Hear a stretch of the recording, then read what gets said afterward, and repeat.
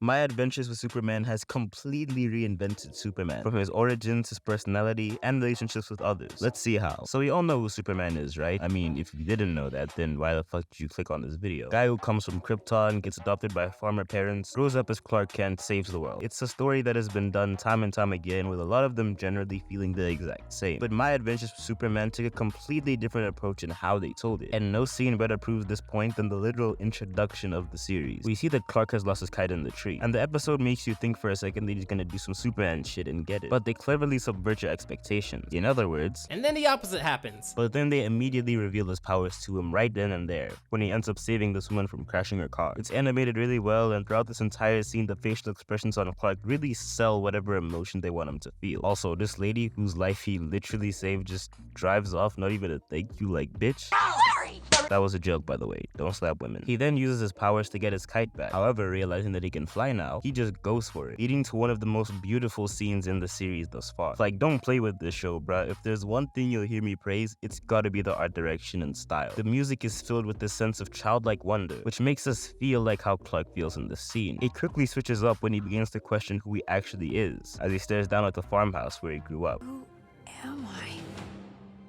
Ooh, son, do not play with this title card. Clark's parents decide to dig up the spaceship where he landed on Earth from. Clark cautiously gets on the ship, where these fucking things come out and project a holographic recording of his father, Jor-El. I don't think that's a language from Earth. Yeah, no shit, Jonathan, you fucking bum-ass nigga. Of course, he can't understand any of the exposition dump he's been given, and he slowly starts to get more and more afraid of everything that's happening. After the spaceship almost kills his mom, we really get to feel for the position he's been put in. Him frantically burying the spaceship again, and his facial expression in this scene are just done so well. The fear and sadness in his eyes is palpable. This shit hits you with a lot of emotions, bruh. And that's why I think the series' approach to Clark Kent's discovery of Superman does it so much better than a lot of movies and shows. Also, this is me like, as I'm writing the script and watching the episodes, but I just noticed that Clark's shirt literally has the Super S on it. Like, it took me 3 watches of this episode to see that. I am fucking washed. Skipping ahead in time a little bit, we get the scene of Clark going back home to dig up the spaceship. Because since then, a lot of shit has happened to this man, and he finally has to reveal who he actually is. I promise the way I'm reviewing this will make sense. Yeah, right. I love that through this entire scene, they really show how worried his mom is for him. I mean, after the first time he tried it, of course she'd be worried. She doesn't want her son not to become Superman, but she's just worried about how it may change him. Love your moms, bro. They ain't gonna be here forever. It's the most natural thing in the world.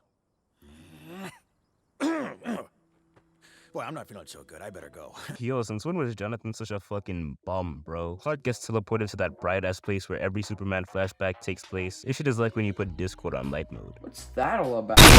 His dad finally reveals his past to him in a pretty cool looking scene. It's funny that it took them 30 seconds to do what it took Man of Steel 15 minutes to do, and it's at least 30 times better. This fucking Sailor Moon-ass transformation scene too, I always loved it. This scene really signifies a turning point in the show, because this is when he officially and completely adopts the Superman name and the responsibilities that come with it. From this point on in the series, they do some more cool stuff, like in episode 3, he has these repeated flashbacks to some battle, which makes me wonder what the heck that could be all about, giving the audience a mystery to ponder over. I don't know how to transition to the next topic, so I'm gonna just pull a Toonerific Tariq if that's cool. Shut the fuck up, nigga! The biggest thing that I feel that the show has to offer its viewers is the unique personality that they gave Clark Kent and all the other characters in the show. A lot of the problems I have with a lot of animated superhero shows, especially ones from DC, is that the characters are more often than not completely devoid of any character. They feel more dry than uncooked spaghetti, bro. Okay. Here's a challenge for you to prove my point. Only speaking about the animated DC shows, I want you to tell me 5 character traits about Batman, other than being dark and brooding. Kinda hard, right? Now tell me 5 traits of Aquaman, or Green Lantern. You see what I'm saying? There are of course exceptions to that rule, and this series in itself is enough to add Clark to my list of DC characters that don't feel like I'm eating unseasoned noodles. They gave Clark such a distinct personality in this show. He's super quirky and has that classic white dude who grew up on the farm his whole life kind of thing, and I really dig it. He's just a tad bit goofy and just a tiny bit awkward, which also makes him relatable a lot of the time, because we don't always get the sense that he's Superman. He's not always giving off that superhero, always gotta save the world type vibe. He just feels like a normal dude who just happens to be Superman. This helps us connect with the Clark Kent persona more, and when we see him get hurt when he's being Superman, you don't think, oh no, Superman got hurt. You think, oh no, Clark got hurt. That's the big difference between this and a bunch of other split persona DC animated superhero shows. Yes, I really just called them that. Yes, I wrote that in the script. What of it? He has this best friend named Jimmy who plays the classic annoying black friend character trope, but like I don't know, bruh. This nigga Loki gets on my nerves sometimes. He's really into alien stuff and thinks that Superman is extraterrestrial, which he is onto something there, to be fair, but sometimes, man, just like, I don't even know what it is. Like, I think it has something to do with him always butting into Clark and Lois's discussions, and in the 4th episode, it looks like they're gonna try and do some sympathy shit for him where he feels left out. But, like, we don't know anything about you, nigga. Like, okay, so you like aliens, you have a blog, and nothing else. You don't even know the extent of his friendship with Clark, and they try to pull this sympathy shit. Then, of course, there's Lois Lane.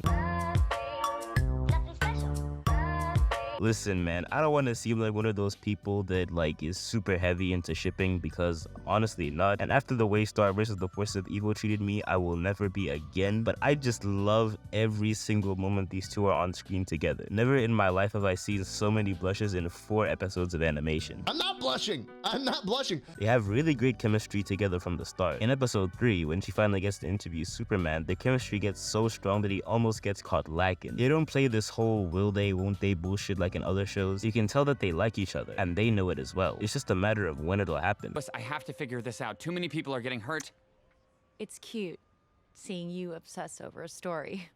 Oh shit, episode 4 apparently. Yeah, they wasted no time with this one, bruh. But don't get it twisted, this one is special. Because for the first time in a long time, I have found a ship I can enjoy that doesn't solely focus on one character. I'm looking at you, hell of a boss. Don't think just because you gave Millie an episode, I forgot about that shit. Lois Lane on her own as a character is pretty solid. She has her own goals of becoming a genuine reporter and finally getting her big break after being an intern for over a year. The latest episode gave us some of her backstory, her broken relationship with her dad, her mom's death, and her feelings of insecurity, partly because she can't figure out what Superman is all about. She's not tied down to Superman or Clark. She's her own character. She's also kind of quirky and kind of sassy too, which is why her and Clark work well together. If anything, most of the...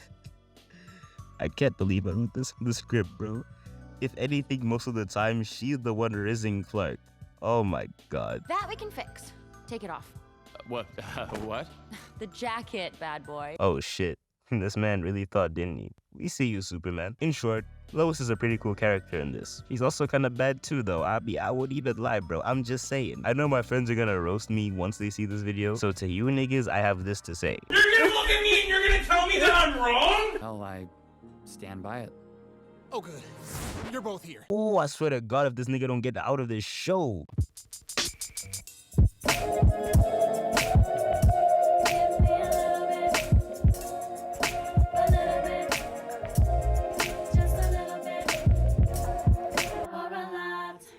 I think that My Adventures with Superman has potential to be one of the best retellings of Superman in the past few years, and one of DC's best animated shows, depending on how the rest of the season goes. I know it's a bold claim to make this early in a show's lifespan, but son, if you've listened to anything I've said in this video, you'd understand where I'm coming from. I'm not one for a lot of superhero cartoons out there, but from the way they've reimagined the whole Clark Kent persona, his origin story, his relationships, and even things outside of the scope of this video, I wish I could have talked more about the art style and how good it looks, the action scenes as well, but that'll have to wait for another day, I guess. I really think that if you're looking for a fun superhero show with its fair share of story and action, this just might be the show for you. Thanks for watching, have a good day, and take care.